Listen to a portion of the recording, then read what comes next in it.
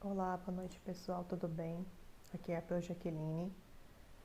Bom, hoje nós vamos falar um novo tema, tá? Então finalizamos com os testes de aglutinação, tá? A aula de hoje nós vamos fazer a correção da atividade da aula passada sobre os testes de aglutinação e também vamos falar hoje sobre conhecimentos técnicos sobre microscopia de fluorescência na imunologia e também o uso da citometria de fluxo na imunologia, tá bom? Então, na primeira parte aqui, vamos fazer a correção das questões que eu passei para vocês. Então, eu coloquei uma questão para vocês falando da streptolizina O, né? Que são aqueles testes de ASLO ou ASO, né? Que você consegue identificar por esse teste de aglutinação se o paciente produz, né? Aquela toxina que o Streptococcus pyogenes produz, né? E se no caso, se tem essa produção da toxina, né?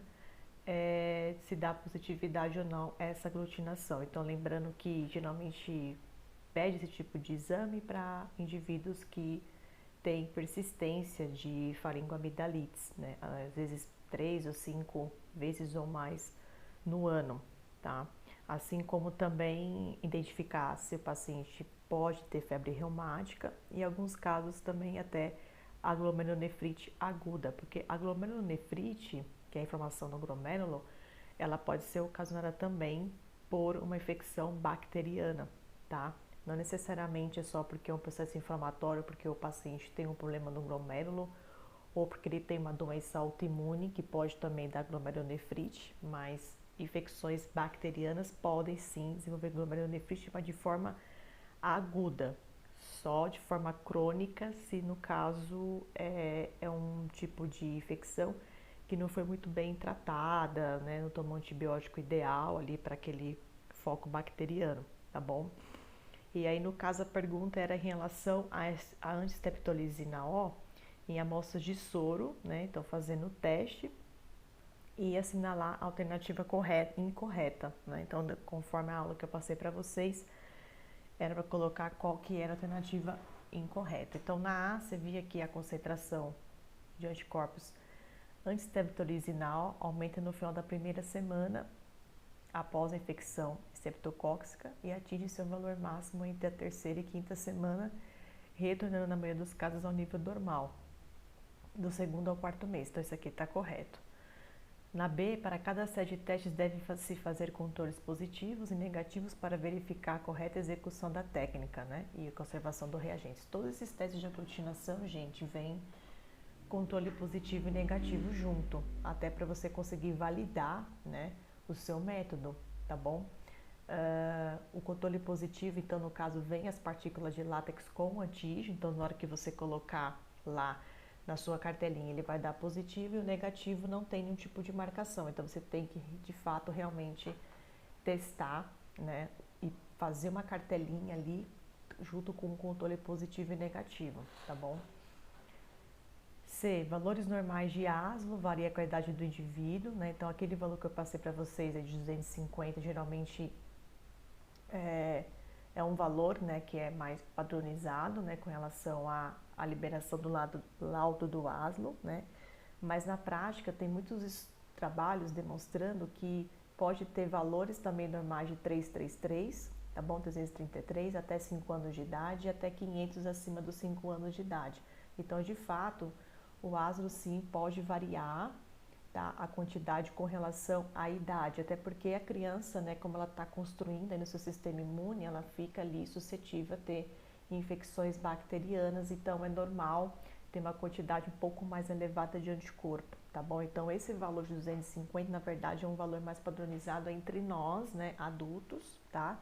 Homem ou mulher, tanto faz, mas na idade, criança pode sim influenciar, tá bom?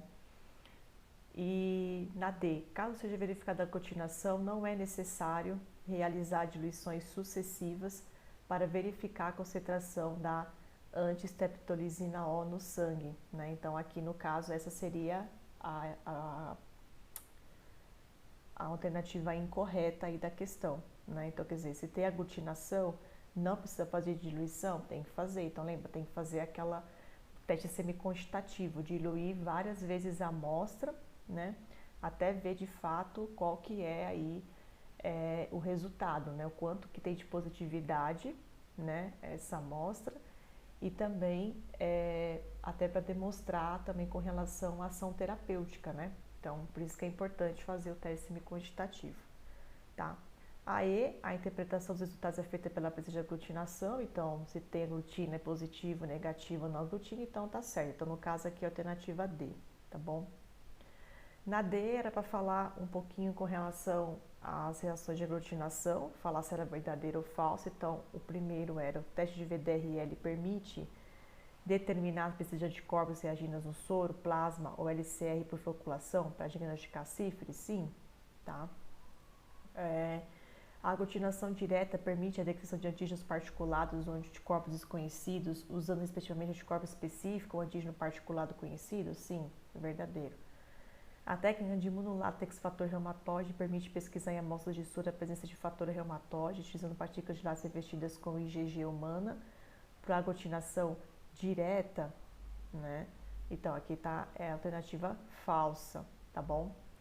V. A técnica de imunolátex PCR utiliza a partícula de látex coberta com anticorpo monoclonal, o anti-PCR? Sim, verdadeiro, tá?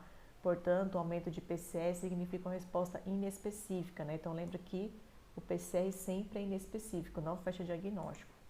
A atividade inflamatória, então, verdadeira, tá? Quais as diferenças entre as técnicas de VDRL e RPR sífilis, tá? Então, lembra, o VDRL ele é mais um teste de triagem de sífilis, tá?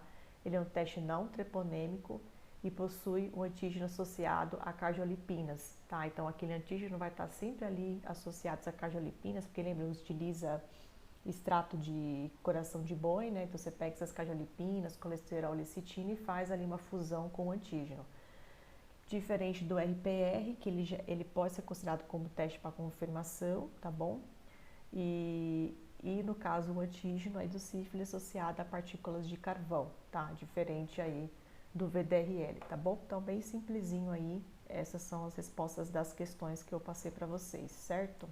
Bom, hoje nós vamos falar então sobre a microscopia de fluorescência e também citometria de fluxo, porque são técnicas que nós chamamos de técnicas imunofluorescentes, porque fluoresce, tem uma fluorescência, né, ali inserida. Então, diferente dos testes que nós estávamos falando até agora, né, que a gente está vendo antígeno anticorpo, que a gente viu ELISA, viu teste rápido, aglutinação, essa aglutina, não aglutina.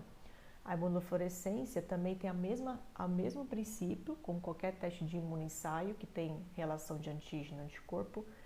Entretanto, ele tem ali associado a esse anticorpo um fluorocromo que emite luz, e aí permite você enxergar uma cor nessa célula, tá bom? E tanto a citometria de fluxo quanto a microscopia de fluorescência, elas têm essa emissão de luz, nessa formação de luz. A diferença é que a microscopia de fluorescência você vai ver essa fluorescência em célula ou tecido no microscópio, e a cetometria, como tem mecanismos ali de fluídicos, ópticos e também eletrônicos, você consegue visualizar isso em célula ressuspensa, né? E como tem uma parte eletrônica inserida, você consegue ver isso pelo computador, a emissão dessa fluorescência, tá bom? Hoje, na aula de hoje, a gente vai falar da parte de microscopia de fluorescência, de como que construiu esse microscópio, tá? Por que que ele é importante, como que se chegou no desenvolvimento do microscópio de fluorescência, tá? Aí na próxima aula nós falaremos mais da aplicação clínica, tá? Da microscopia de fluorescência, tanto para sífilis, tanto para doenças autoimunes, tá bom? Então nós vamos dividir essa aula de fluorescência em duas partes.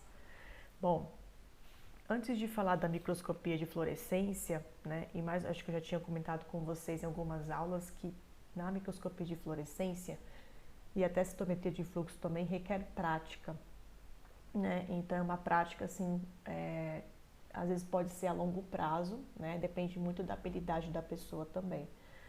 Mas não é de uma hora para outra, né? Não é hoje que eu vou fazer o curso de microscopia de fluorescência e amanhã já estou manipulando sozinho e laudando já resultado de paciente. E não é assim, né? realmente é com o tempo. E, de fato, a microscopia de fluorescência, você tem que ter habilidade com o microscópio, né? Tem que ter paciência, né? Para você visualizar ali as células, encontrar um foco bom, tudo mais. Tem que ter habilidade também com a parte técnica ali de manusear essas células, né? Essas marcações com os anticorpos, tudo mais. E também tem que gostar de morfologia, né?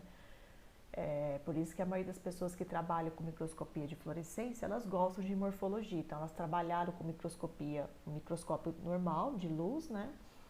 E depois se aperfeiçoaram para trabalhar com a microscopia de fluorescência. Então, o que eu sempre recomendo é assim, eu não entendo nada de microscopia, assim, nem de luz eu consigo manipular direito.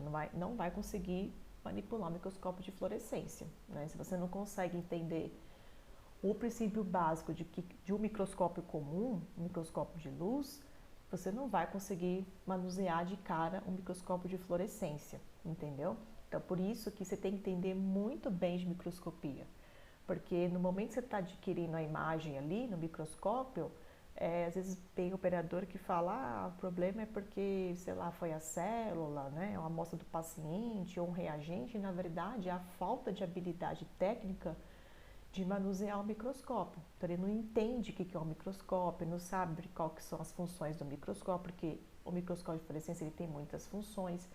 E aí, se você não conseguir entender isso, você não consegue ajustar bem o microscópio e não vai conseguir nunca visualizar essas amostras. Então, de fato, essa habilidade técnica de manusear o microscópio sozinho requer um tempo, né? E depende aí da habilidade, né, de cada um, tá bom? Então, como que surgiu os microscópios de fluorescência? Para chegar no que ele é hoje tem muito microscópio de fluorescência robusto, né, que tem resolução de imagens, nossa, surpreendentes também esses microscópios, que além de fazer fluorescência, são microscópios confocais, que você consegue aumentar, né, um número muito grande ali, né, a resolução, visualizar até partículas muito pequenininhas dentro de uma célula, né. Então, hoje, de fato, avançou muito a tecnologia dos microscópios de fluorescência, né? Mas ele partiu de um microscópio comum, né? Então, partiu de um microscópio aí de luz que vocês já têm aí afinidade, muitos já trabalham, já têm essa habilidade de trabalhar com o microscópio, né? Então, um microscópio é um instrumento que permite observar objetos não visíveis a olho nu, né? Então, como qualquer microscópio de luz, o princípio da fluorescência é a mesma coisa, também vai observar objetos não visíveis, né? E muito além, né? Você consegue ver a fluorescência ainda. Isso se consegue através do sistema óptico compostos por lentes de cristal que aumenta a imagem do objeto. Então, de fato, esses microscópios de luz, né? Ele tem radiações que atravessa a amostra no modo de transmissão ou reflete em modo de reflexão a superfície de uma amostra, né? Então, no caso, vai ser difratada, né? Ela é recolhida pela lente objetiva e forma uma imagem aumentada que chega aos nossos olhos pela lente ocular, né? O que chega a uma CCD, que nós vamos já falar um pouquinho mais para frente, né? Que quando a gente fala de chega a CCD é quando chega uma lente condensadora, né, que é utilizada nesse modo de transmissão e que é responsável por focalizar a luz vinda de um iluminador, tá bom? E já se começou a estudar microscopia, né, microscópio de luz, já desde a época de Galileu Galilei, que já inventou o telescópio. Então, quer dizer, para chegar no microscópio veio através de um princípio de um outro equipamento já existente, né, no século já 16, que foi o telescópio. O telescópio tinha duas lentes no tubo, então você conseguia enxergar partículas pequenas. Aí depois, mais para frente, o Zacarias Janssen 17 inventou o primeiro microscópio, em 1660, você vê que é bem velho, né? E ele era holandês. E aí, a partir disso, teve o primeiro microscópio que era formado por 3 tubos encaixados, tá? Que era esse aqui, mostrando do microscópio Galileu Galilei, tá?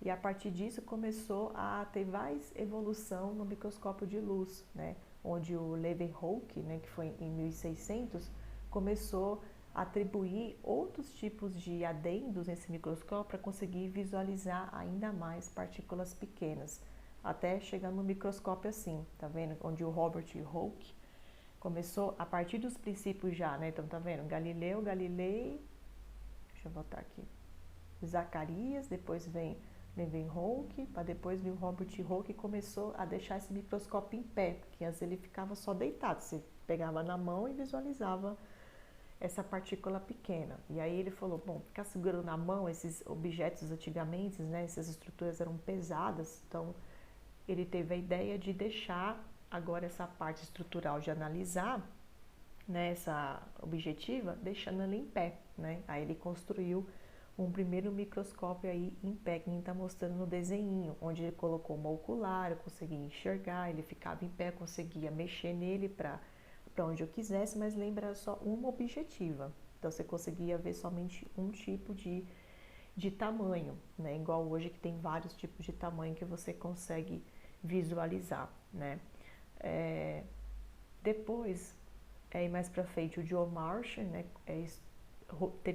Começou a colocar mais robustez um pouco no microscópio, né? Então, antes ele ficava meio encurvadinho, agora ele começou a ficar mais em pé. Você olhava até de pé, mas você conseguia manusear ele também para um lado ou para o outro, colocando outras estruturas embaixo, tá vendo? Para conseguir melhorar a resolução daquela partícula pequena, tá? Depois, mais para frente, ele mesmo começou a modificar o microscópio, tá vendo? Então, você olhava aqui na parte de cima e a partir disso ele começou, nesse processo que ele criou, né? De ter uma parte de refração, de condensação e ter outros tipos de resolução, ele conseguiu criar outras objetivas, outros tamanhos aí de objetivas inseridos no microscópio que permitia ver diversos tipos de tamanho, aquela partícula pequena, né? E era bem bonitinho, então você olhava aqui em cima, tinha outros objetivos de vários tamanhos e ficava dentro dessa caixinha aqui de madeira, tá? Para depois, mais para frente, as empresas, né, começaram a pegar essa ideia dele e começou a criar um pouco mais de robustez no microscópio, onde a partir disso aqui se diferenciou um pouco mais a ocular, né? Então eu consigo colocar os meus olhos aqui, então não precisava só um olho na parte de cima, agora eu consigo olhar pelos dois olhos aqui e criando ainda muito mais robustez na parte ali de refração, condensação e melhor visualização aí da sua amostra, né? Hoje tem microscópios agora acoplados a computador, então além de eu conseguir ver no microscópio a partícula, essa célula, enfim, eu também consigo visualizar no computador, aumentar o maior tamanho, ver melhor resolução, né? E aí foi a partir daí que começou a se ter ideias também de fazer o microscópio de fluorescência, tá? Microscópio óptico composto, microscópio de campo claro. Então ele é muito utilizado conto para vocês, por estudantes de citologia, histologia, né? Hematologia, para todos nós, assim, na área da saúde, outras disciplinas também que estudam micro-organismos, ou objetos com medidas micrométricas, então sempre para aumentar aí a imagem. Então basicamente é constituído por uma parte mecânica e uma parte óptica. E aqui mostrando aqui a parte mecânica do microscópio, né? Onde a gente tem aí a presença do tubo. Então eu acredito que muitos de vocês já conseguiram, já tiveram esse tipo de aula, tá bom? Quem não teve, então já está tendo agora, que aí fica mais fácil depois nas próximas aulas entender melhor, né? Cada tipo de estrutura presente aí no microscópio. Então aí a gente tem a presença então do tubo, né? Aqui o revólver, que parece um revólver porque você pode mudar, né? A mira, a gente tem aqui a coluna ou o braço, o parafuso macrométrico, né? Que é essa parte maior, o parafuso micrométrico, que é o menorzinho aqui, né? Aqui também tem a parte da platina, que é aquela parte preta, né? Que dá a base para você colocar a sua amostra aqui, a sua lâmina, né? Enfim. E aqui a base ou pé desse microscópio, tá bom? E cada um deles, né, você vê que tem um tipo de função aí diferente, né? Então, essa base ou pé, deixa eu voltar aqui. Essa base ou pé, então, ele dá um sistema aqui de suporte, né? Essa coluna no braço, então, ele vai apoiar essas estruturas, tanto a parte aqui do tubo com o revólver, tanto essa parte de baixo, né? Esse tubo é a peça de ligação entre essa ocular e esse revólver aqui. O revólver, então, é uma peça giratória que tem as lentes objetivas, né, que vocês já viram. Essa platina, então, suporta a preparação, então coloca a lâmina aqui, uma garrafa de cultura, uma placa, por exemplo. Esse parafuso macrométrico de passo largo, que nós chamamos, é para movimento de grande amplitude, né?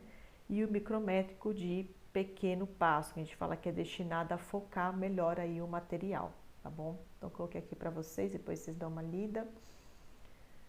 E aí, no caso aqui, nós temos, além disso, a presença de lentes oculares, né, onde eu consigo visualizar a minha amostra e as minhas lentes objetivas inseridas aqui em cada uma delas. E o meu condensador também, né, que esse condensador é extremamente importante porque ele concentra os raios luminosos. Então, ele possui aí o diafragma de diâmetro modificável e que permite ali, nesse momento, ter uma maior ou menor intensidade de luz aqui, tá?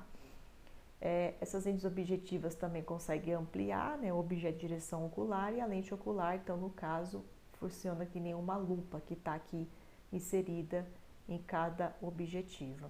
O condensador também é importante, né? Geralmente negligenciado, ele não interfere no aumento da imagem, mas ele influencia na nitidez e riqueza de detalhes, então por isso que é importante saber manusear bem o condensador. E ele também age no limite da resolução do sistema óptico, tá? Então, extremamente importante. Aqui mostrando por que é importante, né, com relação ao condensador, porque ele age no limite da resolução. Porque o limite da resolução que nós chamamos de LR, de microscópio, é a capacidade de separar detalhes, de produzir imagens separadas de partículas muito próximas, e é a menor distância que deve existir entre dois pontos para que eles apareçam separados, tá? E esse limite de resolução é que é o tal do CCD, que eu falei para vocês aí no início da apresentação, né? Então, mais uma vez, quando você coloca a superfície ali, com relação à superfície de uma amostra, quando ela está difratada, ela é recolhida pela lente objetiva. Então, ela forma uma imagem aumentada que chega aos nossos olhos, o que chega a uma CCD. Então, o que é CCD? É quando a lente condensadora é utilizada no momento da transmissão e ela é responsável, portanto, por focalizar a luz vinda de um iluminador, tá? E esse poder de resolução do microscópio, eles consideram objetos pontuais aí que é definido, né? Então tem um tipo aí de uma forma que eu coloquei para vocês, porque essa denominação de CCD, dessa lente condensadora, que permite ali ter um modo de transmissão e focalizar a luz, ela é composta aí por essa equação que a gente chama de fórmula M, onde tem o M igual M, que é objetiva, versus M, que é ocular. Então, dessa forma, se estamos usando uma lente objetiva de M objetiva de 100 vezes e a M ocular de 10 vezes, o aumento final é 100 vezes 10, 1000 vezes. Então, vocês percebem nas objetivas, tá lá, né? 4 vezes, 20 vezes, 40 vezes, 100 vezes. Então, por que isso? Porque esse valor que está na objetiva vai ser multiplicado, né, pelo valor da ocular, que é 10 vezes. Então, a partir disso, eu tenho o meu valor final de resolução, tá? O limite de resolução, ele é definido aí por essa equação que a gente chama de LR, limite de resolução, que é igual kappa vezes lambda dividido por AN. Essa kappa é uma constante, que é o 0,612, e a lambda é o comprimento de onda luz branca, verde e amarelo, né, que dá essa variação de comprimento de verde e amarelo, que corresponde a 0,55 micrômetros. E o AN, ele é a abertura numérica da lente objetiva. Então, se você fizer esse cálculo, né, então o que corresponde esse limite de resolução que eu estou vendo, né, para chegar nesse cálculo? É o limite de resolução, que é igual a 0,612 vezes 0,55 dividido por esse AN, que é a abertura numérica da lente objetiva, tá? O limite de resolução é diretamente proporcional ao comprimento de onda e inversamente proporcional à abertura numérica, tá? E a abertura numérica, que é esse AN aqui, ele vem gravado na lente objetiva, então determina qual é o fabricante da lente, ou seja, é aquele lá que é os 4 vezes, 10 vezes, 100 vezes, entendeu? Então você vai pegar, como que eu vou saber qual que é o limite de resolução daquela objetiva que eu estou utilizando? Se eu sei que a capa é 0,612, o comprimento de onda é 0,55, eu vou dividir pelo valor da objetiva. Então eu sei qual que é o meu limite de resolução, quanto que ele pode alcançar de resolução final naquela partícula que eu estou analisando, tá bom? Então a N, ela indica resolução de uma lente objetiva, tem capacidade de captar a luz, né? Então ação objetiva e fornece detalhes da amostra. E esse AN também tem uma equação que a gente fala que é N, né? Que é a menor de refração, multiplicado por 100 alfa, que é o semiângulo de abertura, entendeu? Então tudo isso foi calculado e é importante porque tá vendo? Cada objetiva ela tem um ângulo de diferentes tipos, né, de abertura e isso reflete para você conseguir visualizar o tamanho. Então por isso que quando eu coloco na de 100 vezes, né, às vezes o limite de refração ultrapassa e perde um pouco a nitidez, por isso que eu acabo colocando óleo de imersão, né? Mas os outros, que é 40 vezes, né, de 20 vezes, 10 vezes, 5 vezes, 4 vezes, dependendo do que você vai colocar ali no seu microscópio, cada um deles tem um ângulo de abertura diferente, né? Tem uma abertura numérica diferente, então isso permite que eu consiga ter vários tipos de tamanhos naquela partilha que eu estou analisando, tá bom? E está mostrando aqui no desenho. As objetivas, elas trazem outras informações, então você pega lá a objetiva, que eu coloquei aqui para você de 40 vezes, então você vê que tem 160-170, que indica em milímetro o comprimento do tubo do microscópio, né? Onde deve ser usada a objetiva para que dê melhor resultado, porque você tem objetiva que não se encaixa no microscópio, então tem que ver certinho qual que é o modelo. Aqui o 0,17 significa a distância de trabalho, que significa o tamanho da lamínula para qual as aberrações são corrigidas. Então pessoas falam assim, nossa, colocando uma estrutura lá, pus a lamínula e não estou enxergando mais nada. Por quê? Porque aquela objetiva que você está vendo, dependendo do valor de distância de trabalho, ele vai interferir na nitidez da sua amostra. Tá? Por isso que eu estou falando que isso é muito importante saber disso, porque isso, gente, é igual ao microscópio de fluorescência. Então, às vezes você está colocando uma lâmina lá na fluorescência, você coloca uma lamínula lá em cima, aí você fala, tudo, não estou enxergando nada da fluorescência por causa da lamínula. Mas por quê? Porque você está na objetiva, numa distância de trabalho, que está interferindo aí na resolução da amostra. Por isso tem que saber qual que é a minha distância de trabalho ideal, né? Que vai corresponder entre a lâmina e a lamínula e isso não vai interferir na minha nitidez, tá bom? Eu tenho que utilizar algum tipo de distância de trabalho, né? Que não vai interferir ali a lamínula dentro, em cima da minha lâmina, tá bom?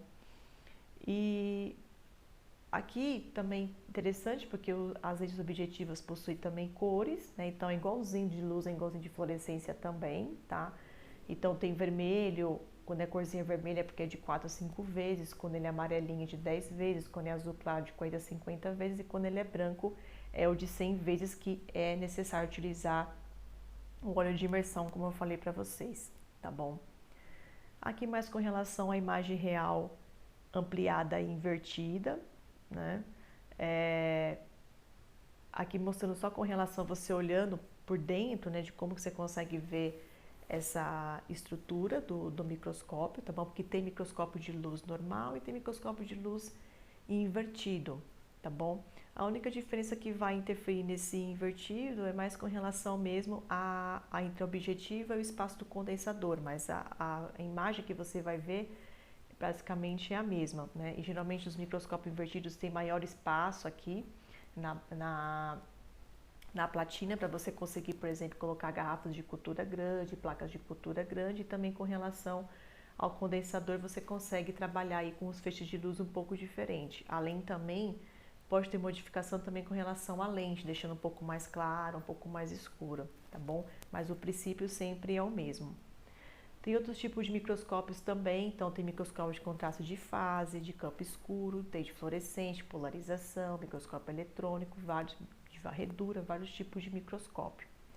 Esses microscópios de contraste de fase de campo escuro também pode ser inserido dentro do microscópio de fluorescência, por isso que eu coloquei aqui, porque eles falam assim, eu tenho microscópio de fluorescência só para fazer fluorescência? Não. O microscópio de fluorescência também pode ser utilizado com o microscópio comum de luz, para conseguir contar a célula, ver a célula. Eu também posso inserir nele um campo escuro, para eu conseguir visualizar a célula fluorescente, porque por isso que é necessário ter campo escuro, porque na fluorescência tudo tem que se fazer no escuro. Além de você fazer a incubação da sua amostra, tem que estar colocado num ambiente escuro, o microscópio fica numa sala escura, porque a luminosidade pode interferir ali durante o processo de aquisição de imagem. E também no processo de aquisição de imagem, quando você coloca a célula no microscópio de fluorescência, é necessário estar num campo escuro. Se você coloca num campo aberto de luz, a luz que está batendo no microscópio embaixo vai interferir na sua fluorescência, tá? Então, por isso que o microscópio de fluorescência tem que ter campo escuro. O contraste de fase depende, né? Tem laboratório que insere e tem laboratório que coloca contraste de fase no microscópio invertido, que é muito utilizado para colocar esses microscópios em salas de cultura de células, né? Se eu quero ver diferentes fases ali, a resolução, né, da célula, do tamanho dessa célula, eu posso colocar no microscópio invertido, mas se quiser pôr na fluorescência também pode. Geralmente a fluorescência, você utiliza ele com microscópio comum, você pode utilizar, né, de luz, pode utilizar ele como campo escuro, que tem que ser utilizado, né, para fazer a fluorescência, e o contraste de fase, pode ser que coloque ou não, tá bom? Aqui coloquei para vocês só com relação ao contraste de fase, tá vendo? Como que funciona com relação às células vivas. Então, tá vendo? Ele tem uma refração de luz um pouco diferente e ele é muito importante para utilizar esse microscópio de contraste de fase para você analisar de fato células vivas. Então, por isso que eu falo, é muito utilizado isso em microscópio em salas de cultura celular. Então, pessoas que trabalham com cultura de células, né, com célula-tronco, cultura de tecido, somente células, né, somente células que estão aderidas em placas ou não aderidas, é importante utilizar esses contrastes de fase, porque às vezes você coloca o microscópio comum, você perde nitidez, esse condensador é um pouco diferente, então você não consegue ver muito bem a resolução, porque a célula fica caminhando, né? E aí no contraste de fase, mesmo a célula andando, vamos supor que uma célula está numa plaquinha, numa garrafa de cultura, ela está andando, você não perde a resolução, você consegue enxergar ela normalmente, tá bom? Por causa da refração de luz, que é a passagem da luz de um meio para o outro. Então, tanto faz se a célula estiver andando, se ela estiver fixa, parada, eu vou conseguir visualizar a nitidez igual para todas. Diferente do microscópio de luz, que eu tenho que ver a célula fixa, a célula parada, porque ela em movimento você vai perder nitidez, tá bom? Microscópio de contraste de fase transforma diferentes fases luminosas, diferentes intensidades luminosas, então eu posso também brincar um pouquinho aí com relação à luminosidade, aqui mostrando o microscópio de luz convencional, tá vendo? Então, muito utilizado para analisar células, cultura de tecidos, né? Tá vendo? Então, aqui é como se uma célula viva, que está em suspensa, está andando, e uma célula fixa. Então, tanto faz se eu estiver analisando uma célula que está aderida, não está aderida, se ela está caminhando, se ela não está caminhando, se ela está fixa, ele não vai perder a nitidez. Que nem também aqui para ver tecido, tá vendo? Tudo aqui são células vivas, não são fixas em lâmina, fixada com formol, nada disso, né? São células que estão em placas de cultura, vivas lá crescendo, e eu utilizo bastante microscopia de contraste de fase porque é diferente. Então, tá vendo? Olha a diferença aqui de você ver na microscopia de contraste de fase e o de luz convencional. É muito diferente. Então, de luz eu até consigo ver as células fixas, né? Mas você vê que o restante das estruturas eu perco também na nitidez. Então, por isso que é importante utilizar de contraste de fase, porque tanto faz se a célula estiver fixa ou não fixa, viva ou morta, tanto faz, você consegue visualizar ela normalmente, diferente do outro tipo de microscopia, tá bom? O microscópio de campo escuro, como eu falei, o condensador é substituído por um condensador de fundo escuro, então na fluorescência eu tenho tanto o campo claro, e aí ao mesmo tempo eu posso fechar para ter o campo escuro. A preparação é iluminada por raios oblíquos e a célula fica com a aparência brilhante e o fundo escuro. Então, por isso que é importante ter o fundo escuro, porque vai ficar todo o fundo escuro e só vai aparecer as células fluorescentes. Então, por isso que é importante ter campo escuro no microscópio de fluorescência. Aqui mostrando um tipo de microscópio só campo escuro, sem fluorescência nenhuma, né? Então, eu peguei células sanguíneas, coloquei no campo escuro, tá vendo? Então, todo o fundo fica escuro e só aparece as minhas células. Isso é bom, porque diminui background, que às vezes tem cores aqui atrás, né, que interferem na nitidez da célula. Então, você consegue enxergar melhor as celulinhas, tá vendo? As estruturas das células. Claro, você não está enxergando muito bem aqui o núcleo, nem outro tipo de organela, mas você consegue visualizar bem até a membrana das células, tá vendo? Então, você pode utilizar ele sem fluorescência, mas caso tiver as células fluorescentes, além de ficar o campo escuro assim ao final, você vê a célula, né, e muito bem a fluorescência. Então, por isso que tem que ser campo escuro, tá bom? E aí entra na microscopia de fluorescência, então, tá vendo como é importante saber todas as informações? Então, tudo isso que vocês viram, que vocês já têm um pouco aí de conhecimento, a partir disso foi construído o microscópio de fluorescência. Se você não souber os princípios básicos de um microscópio comum, convencional, um microscópio de contraste, né? Um microscópio aí de campo escuro, você vai ter dificuldade em entender ao microscópio de fluorescência, né? Porque ele é tudo junto ali ao mesmo tempo, né? E o microscópio de fluorescência, eu coloquei para vocês um desenhinho, né? um desenho esquemático e também uma fotinho do microscópio aqui de fluorescência. Então, tá vendo? Então, ele é um pouquinho maior o tamanho, mas a estrutura dele é muito parecida com o microscópio comum. A diferença de fato é que você pode acoplar aqui câmera, né, para poder tirar foto das suas células, né? Você tem aqui o campo escuro, então por isso que eu falei para vocês, aqui nessa parte de baixo, perto do condensador, você consegue mudar campo claro e campo escuro, então eu posso trabalhar tanto com a célula normal, sem fluorescência, e também com a célula fluorescente, né? Tem que ser um ambiente fechado e no ambiente escuro para você visualizar bem essas células, tá bom? A microscopia de fluorescência dá esse nome de fluorescência justamente pelo efeito de uma amostra absorver e readiar luz. Se essa luz ela é interrompida, mas a reemissão persiste por alguns segundos, o efeito é chamado de fosforescência ou fluorescência, né? E a fluorescência, ela geralmente ocorre quando a remissão ocorre apenas durante a absorção da radiação excitante. Então, o intervalo de tempo entre o processo de absorção e remissão da ordem de 1/1000º de segundo, ou seja, você tem a aquisição de imagem de fluorescência que em segundos você já tem a imagem fluorescente, é muito rápido, tá bom? Quando a molécula ela fluorescente, né, absorve um foto de comprimento de onda adequado, um elétron ele é excitado para o estado de energia mais alto e quase imediatamente volta ao estado inicial. Então nesse processo aqui, a molécula pode liberar a energia absorvida como fotofluorescente, né?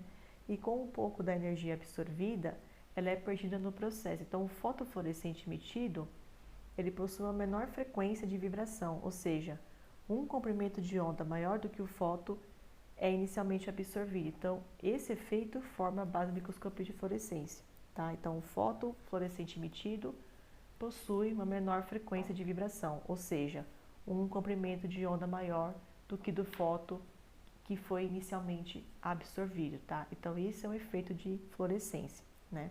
E através da microscopia de fluorescência, é possível visualizar moléculas específicas que fluorescem na presença de radiação excitante, e essa técnica, geralmente, ela é muito usada para determinar, por exemplo, a quantidade, a distribuição, dinâmica de macromoléculas específicas em células, e possibilita aí diversos estudos de células, né? Então, eu posso analisar não somente uma estrutura somente da célula, né?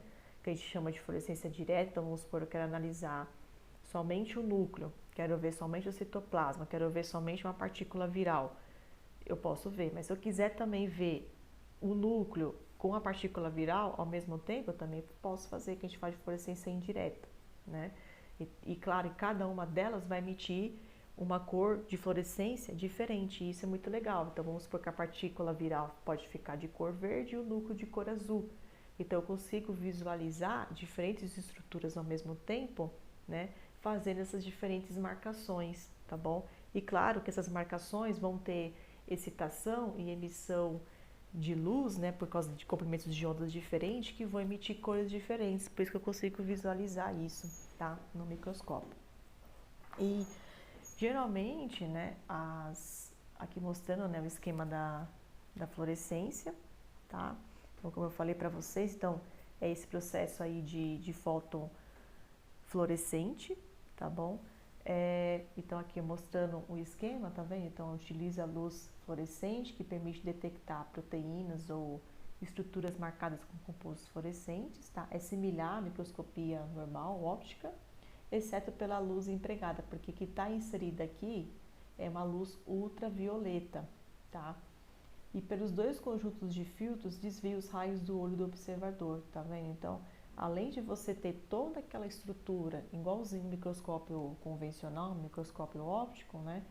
Você ainda tem uma luz violeta inserida dentro desse microscópio, que permite dar essa fluorescência. Tem microscópio que é uma luz, tem outros microscópios mais robustos, você pode colocar outros tipos de luz. Quanto mais luz inseridas diferentes do microscópio, você vai ter mais vários tipos de luzes emitidas diferentes, tá? Com relação ao laser aí que é inserido, tá bom?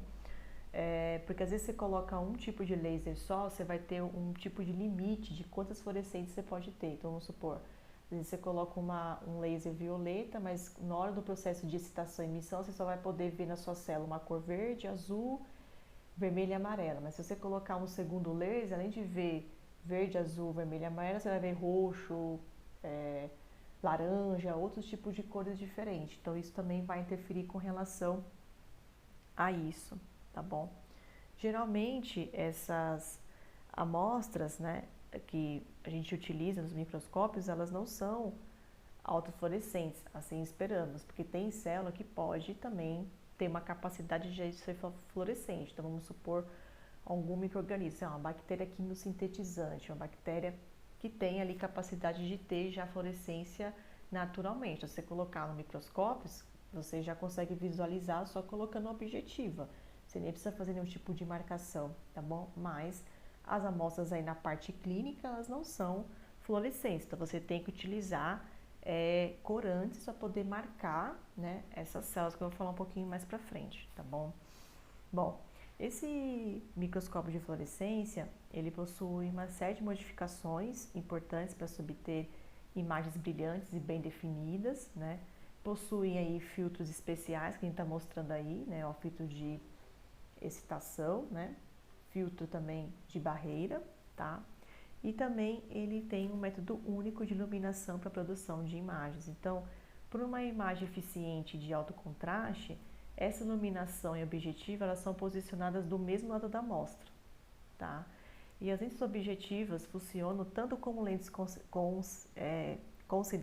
condensadoras e entregam a radiação excitante, tá? Quanto coletando também a luz fluorescente emitida pela amostra.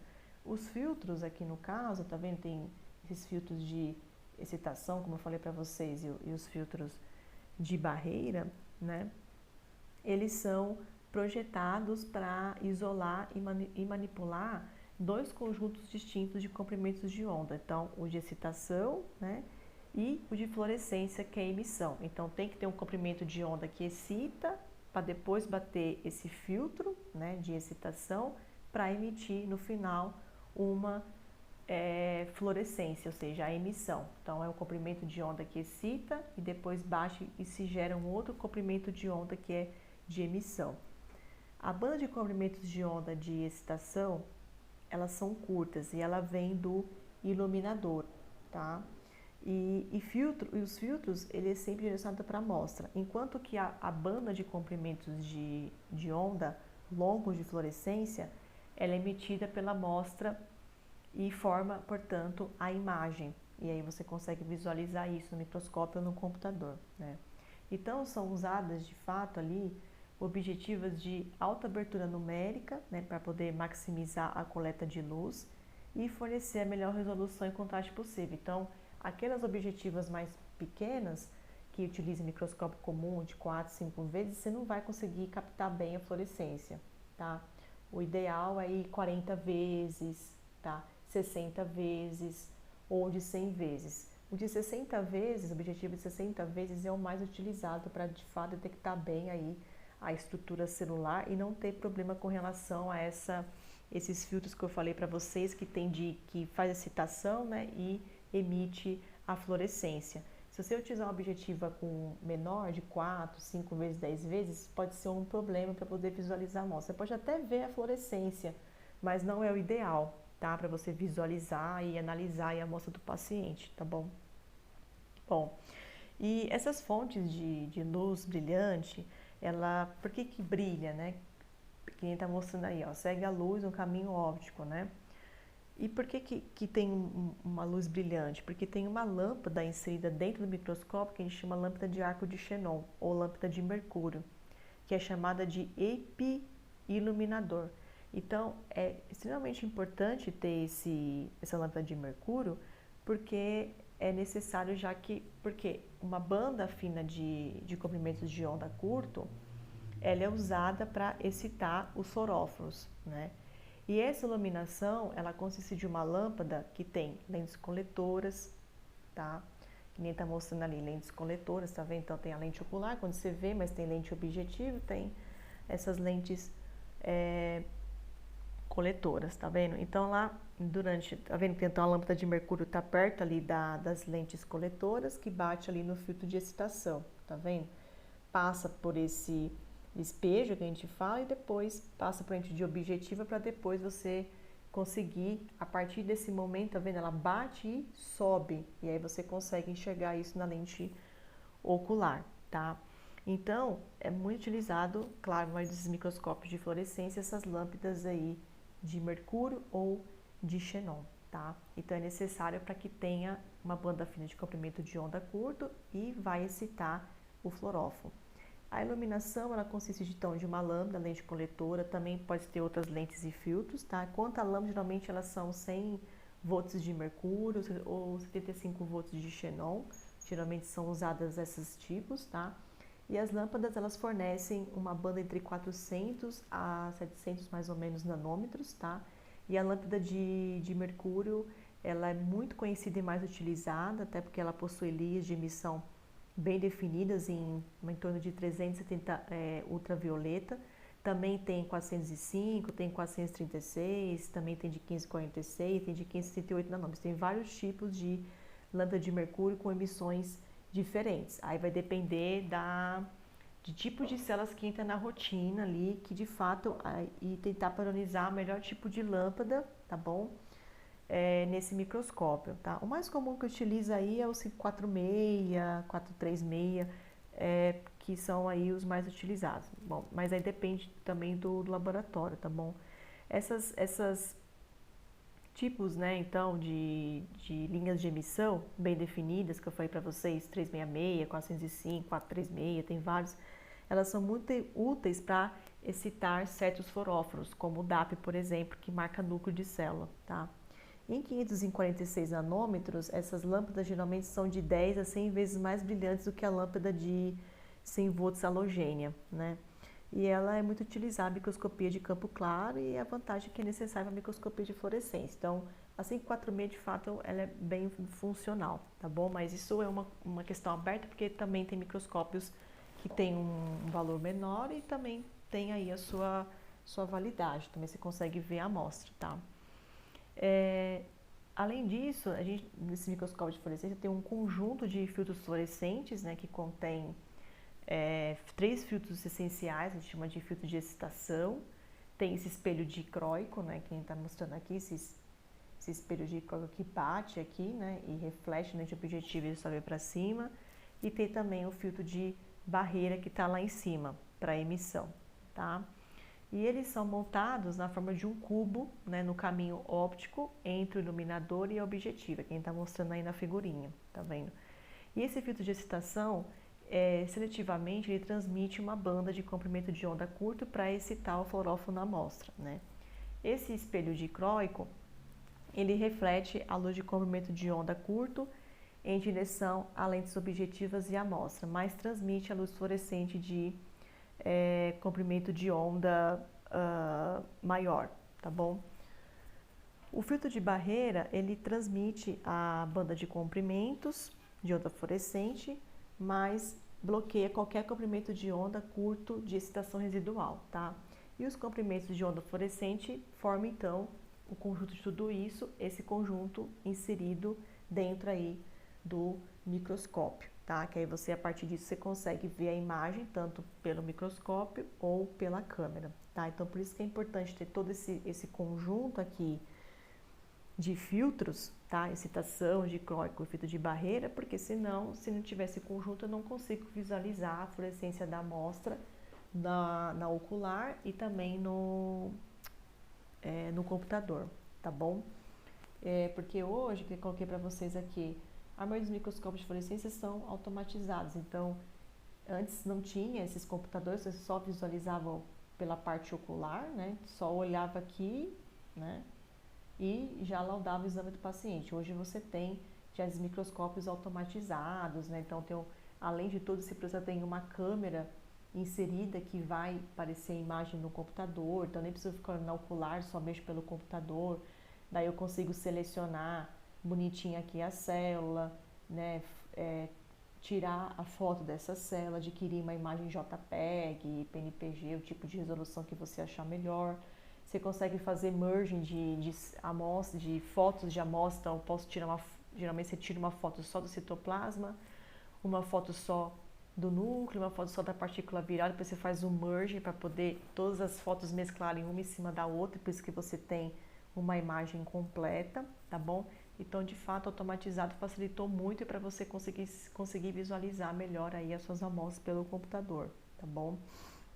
E claro, muito mais rápido, tá? Aqui coloquei para vocês só mais questão de que está presente, né, nesse microscópio. Então, ele tem uma fonte de alta luz e intensidade, a lâmpada de mercúrio que eu falei para vocês, filtro de excitação que ativa a fluorescência, filtro de barreira que remove então as interferentes, tem microscópio de transiluminação e de hipiluminação. A iluminação de fato é melhor porque ela tem vantagem de combinar a luz transmitida pelo exame de contraste de fase e diferentes comprimentos de onda, e no caso de utilização de imagem um fluorocromo, então por isso que é ideal utilizar de hipiluminação.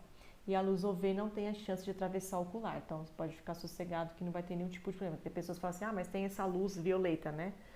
Que ela tem ali radiação. Pode dar algum problema de passar para o olho? Não, tá? Porque ele tá bem, ele tem uma barreira, né, protetora e não atravessa o ocular. Então você pode mexer sossegado aí, tá bom? E aqui mostrando para vocês a parte do fluorocromo. Então, como eu falei para vocês, para ele poder emitir essa fluorescência e excitar, ele tem que excitar um fluorocromo, ele tem que excitar algum composto fluorescente, né? Então, como eu falei, as amostras, elas não são autofluorescentes, as amostras de rotina, né? Então, por isso que é importante utilizar corantes chamados fluoróforos ou fluorocromos, tá bom? Que é necessário para poder tornar essas células fluorescentes, tá? Esses fluorocromos, eles são moléculas que absorvem fótons com energia de determinado espectro de excitação. E aí ele vai reemitir fótons com energia em determinado espectro de emissão ou de fluorescência. Esses espectros de excitação e de emissão, ele possui um pico de intensidade, tá? E a diferença, ela é em nanômetros entre os picos do espectro de excitação e também do espectro de emissão, que a gente chama de desvio de Stokes, tá? Quanto maior o desvio de Stokes, mais vantajoso é esse tipo de fluorocromo, porque as bandas de excitação e fluorescência, geralmente elas são mais fáceis de ser isoladas usando filtros de interferência. Então, por exemplo, o fluorocromo DAP, por exemplo, ele é um comprimento de onda de absorção referente a um pico de intensidade de 345 nanômetros, enquanto que o pico de emissão fluorescente ocorre para mais ou menos um comprimento de onda de 460 nanômetros, que dá uma diferença de 115 nanômetros, então uma diferença de 115 nanômetros de desvio de Stokes. Outra característica importante também de um fluorocromo é a eficiência quântica, tá, de emissão de fluorescência, que nada mais é que a razão entre fótons fluorescentes emitidos e fótons absorvidos. Então, o coeficiente de extinção molar, ele descreve aí a capacidade desse fluorocromo em absorver um fóton e dá-se isso unidades de absorbância para um comprimento de onda referente ao máximo de intensidade. Outras características também importantes do fluorocromo é a resistência à fotodegradação, tá? Então ela pode assim ser mais estável, ter mais sensibilidade, ela é mais estável. E a sua solubilidade, ela é geralmente em meio aquoso e tem muita estabilidade química. Mais também de um fluorocromo pode ser utilizado ao mesmo tempo em uma amostra, como eu falei para vocês, tá? E aí isso aí é legal, porque você pode fazer e analisar diversos tipos de estruturas ao mesmo tempo nessa amostra. Existem muitos tipos de substâncias naturalmente fluorescentes, muito comum, por exemplo, o extrato de espinafre, que dá cor vermelha, extrato de cenoura amarelo, e geralmente esses microscópios de fluorescência, ele vai possuir uma série de modificações importantes para obter diversos tipos de imagens brilhantes que vai ser definido através desses fluorocromos que vocês vão ser utilizados. E aí no caso aqui, né, coloquei para vocês um exemplo de fluorocromos muito utilizado na rotina. Então tem a fluoresceína, que é o FITS, então, que passa por uma excitação de 495, então vou imaginar aqui no desenho, deixa eu voltar aqui. Então, o FITS vai estar inserido aqui, então na hora que bate aqui pela lâmpada de mercúrio, pela lente corretora, bate nesse FITS, que tem um valor, então, de 495, aí quando ele bate aqui, né, para aqui para baixo, pelo espelho, pela lente objetiva, ele vai subir para cima no filtro de barreira e vai subir para cima através de outro tipo de comprimento de onda, tá? Então ele cita com 495 e no final emite um comprimento de onda de 524. Texas Red, que você vai ver a cor mais vermelhinha, né? Ele cita em 595 e emite 620. A fioqueritrina cita em 565, ela é laranjinha, tá vendo? E emite 574. Então, cada tipo de fluorocromo tem um valor de excitação diferente e emite também um valor diferente, tá? Geralmente, excitação, você vê assim que tem valores às vezes até meio próximos, né? Tem muitos alunos que perguntam, professora, tem algum problema se os comprimentos de ondas de excitação são próximos? O problema não é da excitação, o problema é da emissão, tá? Então, por exemplo, o FITS emite 524 e a R-fioquetrina emite 574. Por mais que um é cor verde e o outro é cor laranja, por emitir comprimentos de onda emissão bem próximo ao valor, isso pode ser um interferente na sua amostra, tá? Então, por isso que é ideal se você quiser analisar diversos tipos de estruturas na sua amostra, o ideal é que você utilize fluorocromos que têm emissões de comprimentos de onda bem distantes um do outro, que aí você consegue visualizar muito melhor a sua estrutura. Porque se você coloca um tipo de fluorocromo que compete com o seu aqui, tá vendo? Tem competição, e fica muito próximo do outro, isso pode ser um interferente. Aí acaba que você consegue analisar muito bem uma estrutura e a outra não. Então, por isso que é bom utilizar fluorocromos que emitam aí comprimentos de ondas diferentes, que isso vai diminuir a interferência da amostra. A não ser que, professora, mas meu laboratório não tem outro, só tem esse daqui. Tenta, não vai ficar perfeito. Para ficar perfeito, o ideal é fazer sozinho. Então, vamos supor que eu quero analisar na amostra de um paciente citoplasma, núcleo e mitocôndria. Então, aqui, citoplasma e núcleo é ok, né? Que está bem separado um do outro. Mas a mitocôndria vai ser um problema. Então, como que eu faço a analisação da mitocôndria? Aí faz à parte, faz sozinho. Não tem como você mesclar as imagens, porque vai dar interferência. Então, você faz o ensaio sozinho, tá bom? Aqui coloquei para vocês só com relação vantagens e desvantagens. Desvantagens do microscópio fluorescência é o custo do equipamento. Sensibilidade às vezes pode ser limitada, mas depende, porque hoje tem muitos microscópios de fluorescência que estão criando mais robustez, então está tendo mais aí chances de ter diversos tipos de amostras diversos tipos de estruturas analisadas ao mesmo tempo, e dificuldade de automação. De fato, esse acho que é o mais gritante. Aí o custo realmente é alto de um equipamento desse, e a dificuldade de automação, realmente a dificuldade de ter habilidade aí para manusear esse equipamento. A vantagem é que ele é bem específico e ele é muito reprodutível, tá bom? Quais tipos que tem aí no caso de imunofluorescências, né? Direta e indireta, que no caso envolve aqui a microscopia de fluorescências, e a citometria de fluxo, gente, é o mesmo conceito aqui com relação à microscopia de fluorescência. A questão de fluorocromos, de excitação e emissão, o esquema aqui é igualzinho da citometria de fluxo, não tem diferença nenhuma. Então, da mesma maneira também, se eu quero analisar diversos tipos de receptores de uma célula ou diversos marcadores de superfície de uma célula, também não posso utilizar corantes que emitam comprimentos de onda muito próximos, que também isso vai interferir e analisar a minha amostra. Também tem que ser comprimentos de onda um pouco diferente um do outro, um pouquinho mais distante um do outro, tá bom?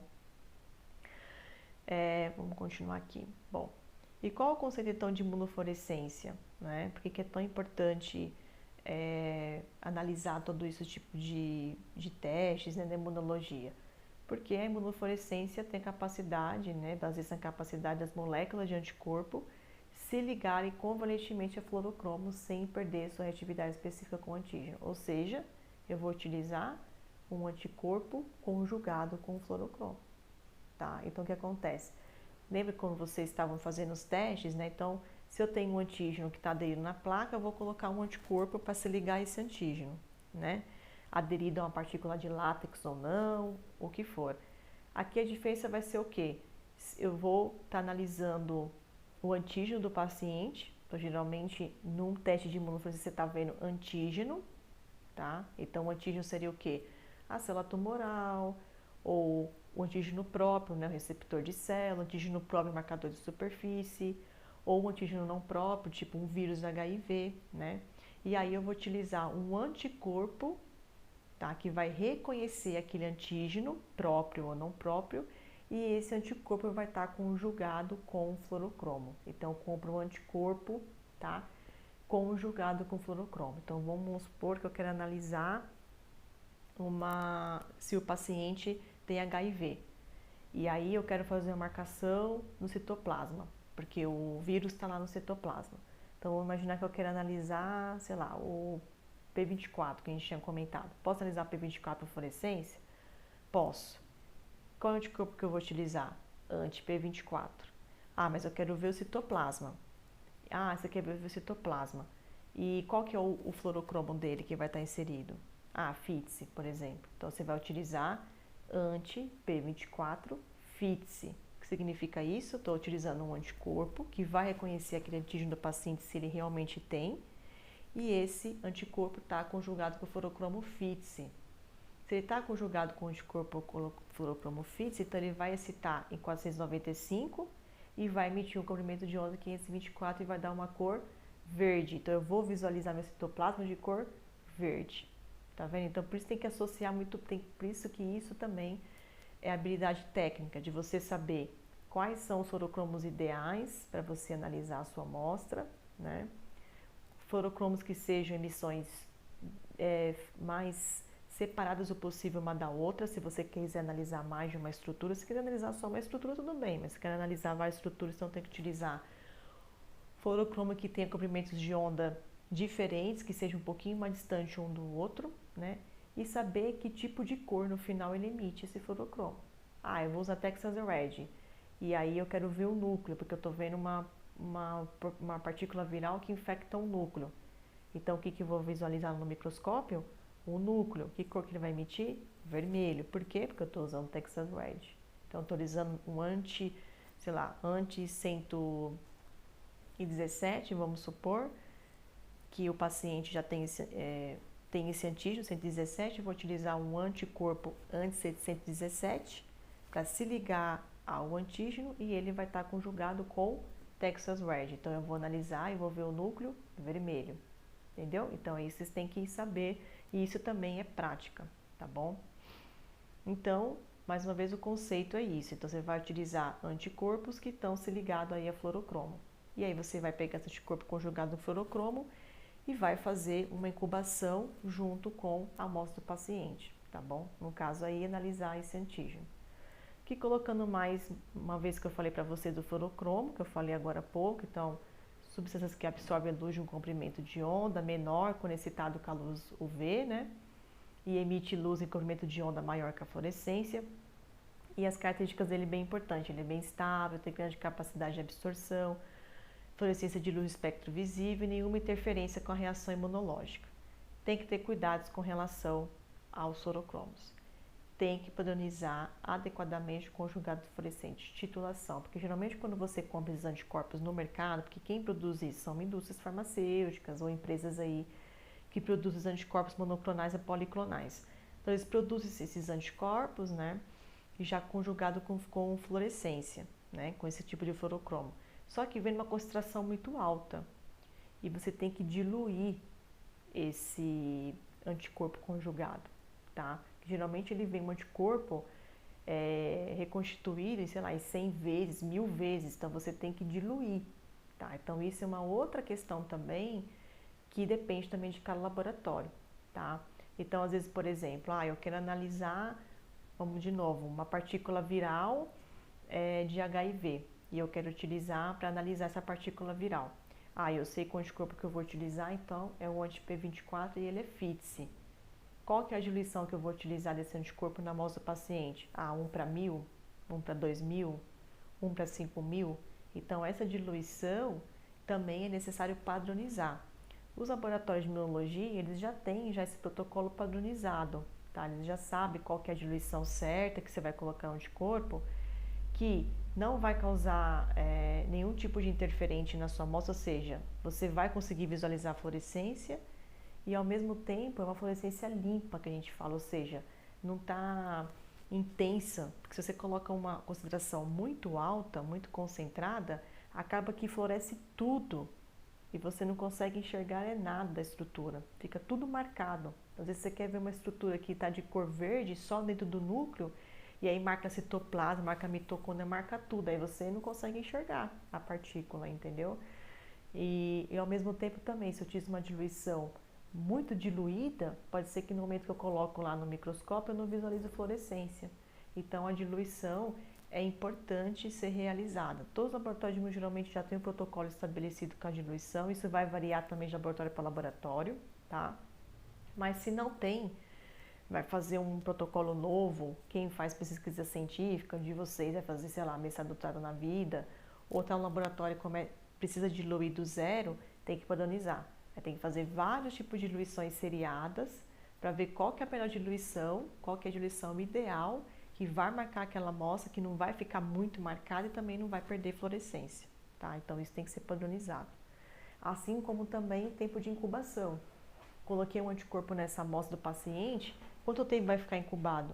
1 hora, 2 horas, 3 horas? Na maioria das vezes é overnight.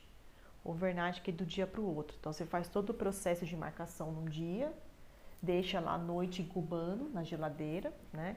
E no dia seguinte você faz a análise no microscópio. Geralmente o pessoal faz isso, mas também pode ser feito também em horários menores, de 2 horas. Geralmente vai em torno de 2, 3, 4 horas de incubação para dar tempo de ter melhor conjugação, ou seja, de ligar esse anticorpo fluorocromo na amostra do paciente. Então não é uma coisa rápida, tem que levar um tempinho. Então isso também tem que ser padronizado. E também as lavagens, porque depois que você incuba com o anticorpo, também tem que fazer as lavagens com PBS ou com outro tipo de tampão de lavagem para remover esse excesso de fluorocromo, porque ele é um corante, né? Esse excesso de anticorpo, porque também você vai ter uma melhor visualização da sua amostra. Então, todo esse processo de lavagem, incubação, diluição, tem que ser padronizado, tá bom? Também tem que ter um treinamento das pessoas, né, ou seja, dos operadores para realizar a leitura, né? Então, mais uma vez, isso é prática, tá? E tem que ter prática. Se não tiver prática, mexer no microscópio, não entender nada de microscopia, não entender nenhum conceito básico, não vai conseguir mexer no microscópio de fluorescência. Não vai, tá? Além disso, também seguir bonitinho os protocolos de padronização da diluição do anticorpo, de tempo de incubação, para evitar erro, tá? Para você, tá vendo? Para evitar erros que super ou subestimem as fluorescências. Porque você fala assim, nossa, marcou, mas será que é isso mesmo? Será que está marcada a estrutura que eu quero? Será que não marcou demais? Será que não marcou de menos? Então, tem que ter muito cuidado, porque aqui pode ter erro humano sim, se você não for um bom profissional, não tiver competências técnicas para isso, tá? Reagentes necessários para microscopia de fluorescência. Geralmente utiliza então anticorpos marcados, como eu falei para vocês, né, com esses fluorocromos. Pode ser anticorpos monoclonais ou policlonais, já expliquei isso para vocês na outra aula, né? Então pode utilizar um ou outro, mas lembre que mono ele é mais específico, mas acaba sendo menos sensível, né? E o poli ele é mais sensível para captar mais a estrutura, entretanto ele é menos específico. Você pode marcar outros tipos de estruturas, né, para não marcar, então também isso tem que padronizar.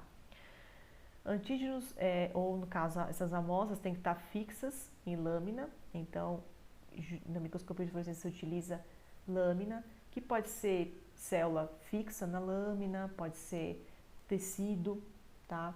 Que nem que a gente teve na outra aula, né, da imunistoquímica, né, que é um tipo de ELISA também, você pode utilizar o microscópio de fluorescência para ver a marcação, tá? Em lâmina. Geralmente utiliza glicerina alcalina pH 8,5 para a montagem das laminas com a lâmina. A glicerina é muito boa, porque melhora a intensidade da emissão de fluorescência, que você coloca a lamina na lâmina, então lembra? Igual ao microscópio de luz, pode perder essa refração. Então tem que ter cuidado com isso, tem que ver se a objetiva que está utilizando é a correta, tá? E além disso, você pode utilizar até glicerina para melhorar também a intensidade da fluorescência, tá? Azul de Evans ou vermelho Congo com cores de fundo para melhorar a visualização da fluorescência, porque às vezes pode ser que, mesmo utilizando uma diluição adequada, ainda assim fica muito marcada a sua amostra, então você pode utilizar algum outro tipo de corante para poder tirar um pouco esse background, né, da fluorescência e melhorar a visualização. E as lâminas que têm que ser utilizadas são lâminas de sílica, não fluorescente de espessura mínima, não é lâmina que vocês utilizam em hematologia, tá? Essas lâminas foscas, tem que ser lâmina de sílica, tá? Elas são específicas para microscopia de fluorescência e são ideais e que não vai ter nenhum tipo de interferência em relação à visualização da sua amostra, tá? Aqui está mostrando o tipo de lâminas, tá? De sílica. Então, elas são aqui de vidro e tal. Você pode fazer a marcação da célula do paciente aqui. Então, geralmente você utiliza essas centrífugas que a gente chama de microcentrífugas, que faz centrifugação de amostra de paciente em lâmina. Aí você faz a marcação aqui onde está o pool de células do paciente e marca, né? Tem outros também que vem, tá vendo, em plaquinha. E tá vendo que já até o fundo dele já é escuro, né? Já para não ter nenhum tipo de interferente, e você coloca a amostra do paciente aqui e faz as marcações com anticorpo com fluorocromo. E é legal esses daqui porque cada um deles, tá vendo, corresponde a uma amostra diferente de paciente. Então eu posso analisar diversos tipos de amostras ao mesmo tempo nesse pocinho aqui dentro da lâmina. E essa lâmina é perfeita para você analisar também em microscopia de fluorescência, tá? Fatores que interferem na imunofluorescência. Qualidade do vidro, a lâmina e a lamínula, tá? Pode ser um interferente. Qualidade de tratamento dos antígenos fixados de antigenicidade e acessibilidade. Temperatura e tempo de incubação. Tem que lavar adequadamente, tá? Essas amostras. Então lembra que a lavagem é importante. Montagem da preparação em glicerina alcalina. O microscópio tem que estar bem calibrado e limpo. E esses corantes são bons aí para diminuir as interferências. A imunofluorescência da microscopia, então a gente tem dois tipos aí, imunofluorescência direta e indireta. A direta é quando você utiliza conjugado, ou seja, anticorpo marcado com fluorocromo, para você ver somente uma estrutura. Então aquilo que eu falei para vocês, eu quero ver somente o núcleo, eu quero ver só o citoplasma, eu quero ver só o mitocôndrio, só uma partícula viral. Isso é direto, quero ver só um. A vantagem é que tem uma alta sensibilidade e especificidade, e possibilidade de localizar componentes intracelulares com fluorocromos contrastantes. A desvantagem é que é um conjugado para cada antígeno, então só consigo ver uma estrutura. Mas você pode utilizar a direta para ver antígeno de tumor, detectar vírus, para ver tecidos, seu anticorpo específico para antígeno, tá vendo? Então aqui fica a marcação. Então tô vendo a célula, que seria o antígeno, eu utilizo um anticorpo que vai se ligar a esse antígeno, então é um anticorpo específico para esse antígeno que está interligado aqui com o fluorocromo, aí ele fica marcadinho. Se ocorrer essa marcação, vai florescer ali uma luz fluorescente, tá? Aqui mostrando um tipo aí de fluorescência direta. Mostrando aí uma foto de adenocarcinoma de glândula salivar humana e fez uma marcação somente dentro de propídio. Eu quero ver somente núcleo. O dentro de propídio pode utilizar para ver núcleo, para ver se as células estão morrendo. Pode ser utilizado também o dentro de propídio com RNase para ver se a célula está fazendo ciclo celular, por exemplo. E aí eu queria ver no caso dentro de propídio só o núcleo da célula, tá vendo? Então ele marca só o núcleo, tá? Aqui no caso tem duas marcações, você vê que o fundo ficou verde, né? E aqui só o núcleo, mas se eu quero ver somente uma estrutura, posso considerar como direta. Aqui também outro direta. São células de medula óssea e eu quero ver se as células estão morrendo. Utilizo um marcador que a gente chama de Rust 3342, que é um tipo de corante que consegue visualizar se a célula está morrendo. E ela fica com esse tipo de cor, tá vendo? Emite cor azul. E onde está esses pontinhos mostrando na seta vermelha é núcleo piquenótico, porque na apoptose, né, essa célula quando ela morre, além da membrana começar a ter deformação, o núcleo começa a desfragmentar. E aí você consegue visualizar através desse corante, porque ele marca o núcleo desfragmentado, tá vendo? Aqui. Outro tipo também, então aqui mostrando células de medula óssea, aqui são células vivas e aqui uma célula morta, tá vendo? Então você consegue visualizar bem que esse corante, o núcleo, então você vê que o núcleo está pequenótico aqui, tá bom? Aqui também uma célula que está entrando em processo de apoptose também, ó, não dá para visualizar bem, mas dá para ver. Então isso aqui é um tipo de fluorescência direta, eu quero ver só uma estrutura, tá? E pronto, acabou. Aqui mostrando um outro também, tá? Marcações também de células, tá vendo? É um corante só que é utilizado aqui no caso. E você vê aí a marcação. Quero ver se os núcleos, ó, tá vendo? No caso, esse núcleo aqui desfragmentou. Tá vendo? É uma célula também entrando em morte, tá?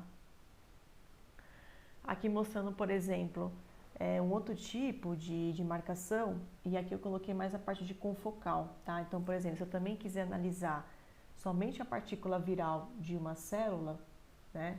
É fluorescência direta.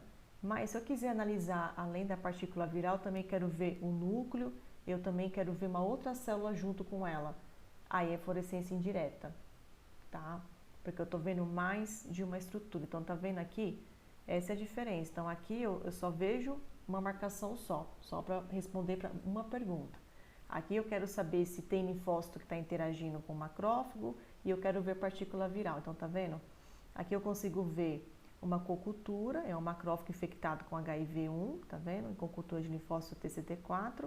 E aqui em verde, mais fluorescente aqui, tá mostrando a proteína H do HIV-1, tá vendo? Bem fluorescente aqui.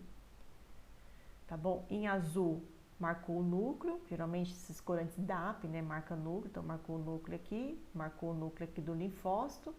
E como é que eu sei que é o linfócito? Porque o linfócito aqui tá marcando o CD3, tá vendo aqui, ó? Ele fica com uma cor mais vermelhinha, tá? Então, o linfócito T vermelho, porque eu fiz marcação de CD3, tá bom? Então, marcou em vermelhinho aqui, então significa que é o linfócito. O núcleo, né? Marcou iguais tanto para o macrófago quanto para o linfócito, e aqui em verdinho a partícula viral. Então, eu consigo ver mais de uma estrutura. Isso é indireto, tá? Diferente desse, que é só uma estrutura que é direto, tá? E o indireto é legal, então, mais uma vez, porque posso ver diversos tipos de estruturas ao mesmo tempo, tá bom? Claro que a desvantagem aqui é a dificuldade de automação, porque a partir do momento que você utiliza várias marcações, você tem que ter também mais habilidade para mexer no microscópio, porque você vai tirar foto de cada uma das células, você vai tirar foto somente do macrófago, depois só do linfócito, depois só do núcleo, depois só da partícula viral e vai fazer merging de células, vai fazer merging de fotos que você tirou durante a aquisição. Então, esse também precisa ter habilidade técnica, então acaba ficando um pouco mais difícil aí no processo, tá bom? Também tem que ter cuidado com relação a diluições, porque aqui no caso, tá vendo? São vários anticorpos que vão ser utilizados. Aqui no caso eu utilizei verde, né? Foi utilizado verde, vermelho e azul, então 3. Então também os 3 eu tenho que diluir, eu tenho que saber qual que é a diluição correta desse anticorpo, eu tenho que saber se realmente, né, a diluição que estou utilizando está correta, não está fluorescendo de mais, não está fluorescendo de menos, então é mais trabalho para se fazer, tá bom? Aqui mostrando mais com relação o princípio da marcação do anticorpo na célula, então a gente tem uma reação primária, né? Então a primeira coisa que vai se ter aqui é que geralmente é assim, tem marcações que eu posso utilizar um anticorpo já conjugado com fluorocromo, mas também tem laboratório que utiliza a marcação primeiro com anticorpo e depois utiliza um outro anticorpo conjugado, tá bom? Que a gente chama de reação secundária. Então, aqui demonstrando, por exemplo, o antígeno da amostra do paciente, eu faço a marcação com um anticorpo primário, que não tem nenhum tipo de fluorocromo, né? Aí ele vai se ligar, tá vendo? Depois que ele se ligou, eu vou utilizar um outro tipo de conjugado. Então, conjugado anticorpo FITS, que vai se ligar ao primeiro anticorpo da reação primária. Isso a gente chama de reação secundária. Se ligou aqui, né? Aí vai se ligar antígeno mais anticorpo primário com mais anticorpo conjugado, e aí emite luz. E é importante esses processos fazerem lavagens, tá? Hoje em dia já se tem tipos de marcações que você utiliza, principalmente nos Estados Unidos, você já tem anticorpos agora que já vai direto, né? Você já põe o antígeno, já põe anticorpo, que já vem anticorpo mais anticorpo conjugado, você só coloca, precisa fazer 2 etapas. Mas manualmente, assim, no dia a dia, que geralmente o pessoal utiliza, é de fato essa reação. utiliza um anticorpo normal, então vamos supor que aqui seja o P24, então utilizo um anti-P24, depois utilizo mais um anticorpo que vai se ligar ao anti-P24, mas conjugado com FITS, aí fica essa ligação aqui, tá bom? Esses imunofluorescência indireta, então, mais uma vez, eu posso analisar também até os testes de FTA para sífilis, que a gente vai ter isso na próxima semana. Posso analisar também vírus da rubéola, citomegalovírus, herpes, tripanossoma, plasmódio, autoanticorpos também, tá bom? Aqui mostrando também outros tipos de imagens de microscopia, bem legal, mostrando macrófagos infectados, tá vendo, pelo HIV-1. Aqui, além, agora hoje em dia, assim, atualmente, tem esses microscópios de fluorescência mais robustos, que além de fazer todo o processo ali de analisar a fluorescência, ele também tem vídeo inserido, então eu consigo ver o vídeo da microscopia, tá?